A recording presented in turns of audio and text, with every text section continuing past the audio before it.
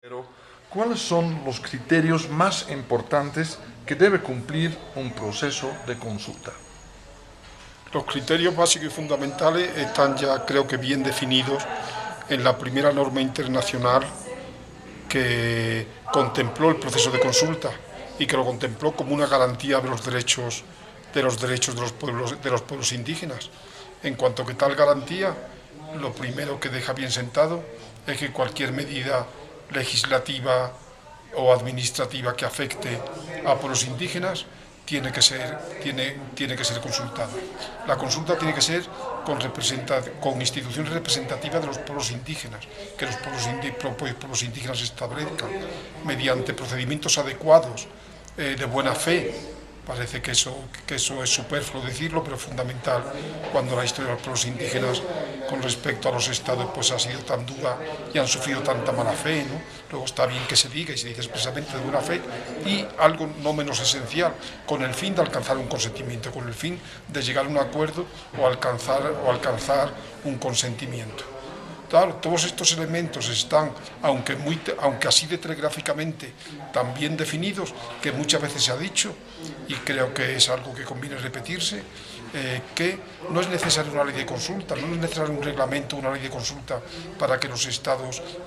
deban proceder a la consulta. En Bolivia se está produciendo una situación,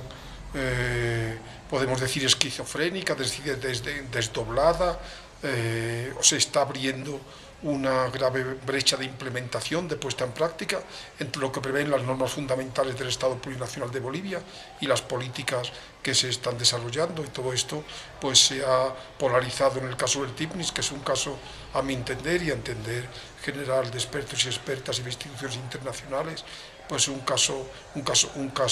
muy grave, porque en primer lugar, en un momento en que está plenamente asumido por el Estado Plurinacional de Bolivia en términos normativos a partir de la Constitución, que el Estado no puede proceder sin consulta en territorios indígenas, una vez que incluso ya se ha procedido a algunas prácticas de consulta en tema de concesiones, en tema incluso de una ley, de la ley de deslinde jurisdiccional, pues el Estado procedió a atravesar prácticamente por la mitad del gran territorio indígena del TIPNIS y Parque Nacional del TIPNIS por una gran obra de comunicación que afecta gravísimamente al equilibrio ecológico, digamos en términos muy generales, y por lo tanto las condiciones de vida de los pueblos de este territorio. El Estado se negó a cualquier tipo ya no digo solo de consulta, sino a cualquier tipo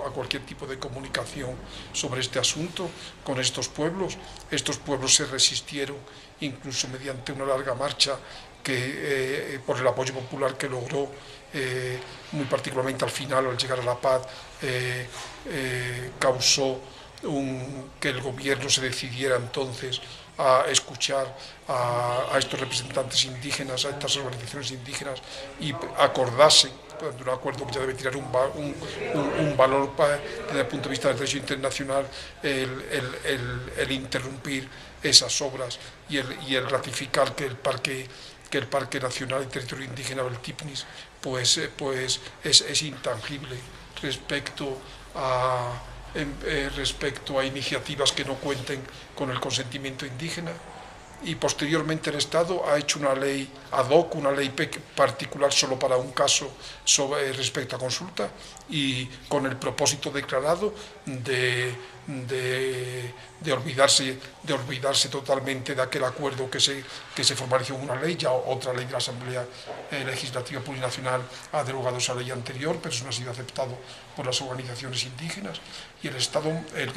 las instituciones políticas del Estado, es decir, el Gobierno y la Asamblea Legislativa Plurinacional, no ocultan su propósito de ser militantes y de conseguir que el acuerdo con las organizaciones indígenas definitivamente se cancele y que se acepte la obra tal y como estaba planteada desde el principio, es decir, no dejando ningún margen de conversación, de acuerdo, de negociación, de compensaciones en su caso, etcétera, etcétera, etcétera. Esto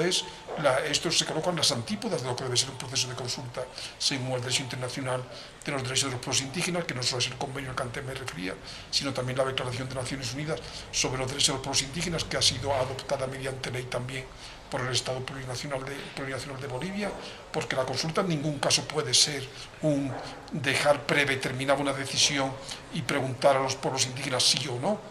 La consulta es un proceso de diálogo. La consulta debe conducirse mediante procedimientos adecuados. La consulta debe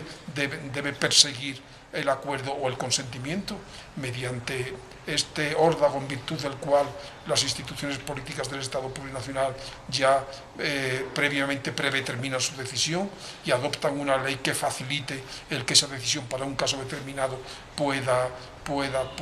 imponerse en un proceso de consulta. Estamos, vuelvo a repetir, en las antípodas de lo que debe ser un proceso de consulta. Voces en Bolivia que exigen una ley marco de consulta. Si es que se tendría que dar, ¿qué elementos tendría que tener esta ley marco de consulta? La ley no es necesaria, lo cual también quiere decir que el Estado está obligado a cumplir con los procedimientos de consulta, aunque no haya ley, porque muchas veces lo de que la ley es necesaria se toma como excusa para no cumplir con la consulta durante el tiempo que no haya ley, pero la ley es conveniente. La ley es conveniente porque está demostrado por la experiencia, aunque también son cosas que en principio se podían prever, pero está demostrado por la experiencia que sin unas previsiones normativas que concreten los criterios generales que figuran en el convenio de la Organización Internacional del Trabajo y en la Declaración de Naciones Unidas sobre los Derechos de los Pueblos Indígenas, si no hay una ley que concrete esos procedimientos y un reglamento que descienda a detalles, pues se corre el riesgo de que los procedimientos de consulta no respondan a los propósitos que están previstos, no se conduzcan mediante los procedimientos adecuados y no sirvan para llegar al acuerdo o al consentimiento. Por tanto, es conveniente. Y en el caso de Bolivia, sobre todo a la vista del conflicto que se está produciendo con el asunto al que acabamos de referirnos, con TIPNIS, en el caso de Bolivia es urgente. Pero claro, es urgente una ley general de consulta, no leyes de consulta hechas para casos determinados y con finalidades espurias respecto al objetivo que marca el derecho internacional de los derechos de los pueblos indígenas, consentimiento o acuerdo. Y esa ley general es urgente porque el Estado está demostrando que no ha asumido el compromiso en el momento de concreción de las políticas, no ha asumido el compromiso de contar con el consentimiento, con el acuerdo de los pueblos indígenas para todo tipo de política que les pueda afectar. ¿Qué elementos tendría que tener una ley marco? Pues por lo menos. Pues lo que decíamos antes, pero ya concretándose a los procedimientos de instituciones competentes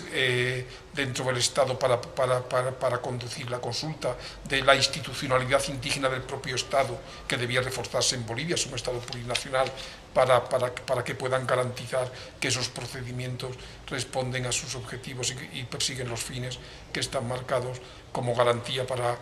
los derechos en general, todos los derechos de los pueblos indígenas, es decir, seguir, por poner un ejemplo o por marcar un contraste, el camino contrario que se ha seguido en Perú, que es el caso vecino, que recientemente ha hecho una ley, a continuación un reglamento. La ley sitúa la consulta a un nivel de garantía inferior al que establece el convenio de la Organización Internacional del Trabajo, y el reglamento todavía degrada más el procedimiento de consulta, dejando en manos las decisiones fundamentales en manos del Estado, permitiendo que el Estado tome iniciativas e incluso que las empresas intervengan con estudios de impacto ambiental, por ejemplo, antes de que se plantee la consulta, añadiendo en el reglamento supuestos en los que no es necesaria la consulta, simplemente porque lo decide un reglamento, que sin ningún apoyo ni de ley ni de constitución, pues habría que seguir el camino contrario, que se garantizase que la consulta es previa a cualquier iniciativa o a cualquier intervención o cualquier decisión, que las empresas en casos de concesiones económicas no entrasen en juego sino después de que hubiera consentimiento